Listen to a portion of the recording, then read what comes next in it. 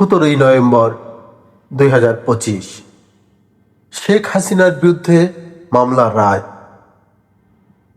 একটি বিশেষ tribunal, international crimes tribunal Bangladesh ICTBD 17 November 2025 তারিখে শেখ হাসিনাকে মানবতা বিরোধী অপরাধ ক্রাইমস এগেনস্ট হিউম্যানিটি দায়ী করে রায় ঘোষণা করেছে।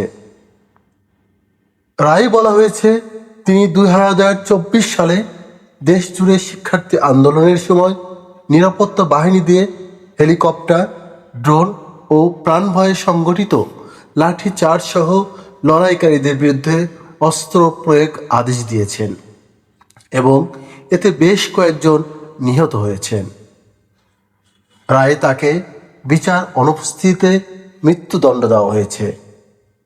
রায় দেওয়ার পর united nations office of the high commissioner for human rights OHCHR বলেছে, এটি ভুক্তভোগীদের জন্য একটি গুরুত্বপূর্ণ মুহূর্ত হলেও তারা মৃত্যুদণ্ড প্রয়োগের সিদ্ধান্তের প্রতি দুঃখ প্রকাশ করেছে, কারণ তারা মৃত্যুদণ্ড বিরোধী।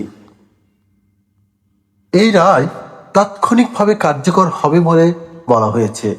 তবে যেহেতু শেখ হাসিনা বর্তমানে বাংলাদেশের বাইরে রয়েছেন, বাস্তব কার্যকারিতা বা গ্রেপ্তারের বিষয় বিপুল জটিল।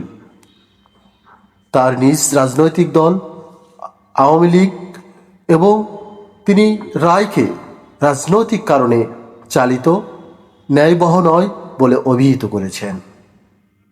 মানবাধিকার সংগঠনগুলো বলেছেন, বিচার প্রক্রিয়ায় যথেষ্ট স্বচ্ছতা বা বৈধতা রয়েছে কিনা তা নিয়ে উদ্বেগ আছে, বিশেষ করে অ্যাবসেন্স ট্রায়াল ও মৃত্যুদণ্ড প্রয়োগের প্রেক্ষাপটে।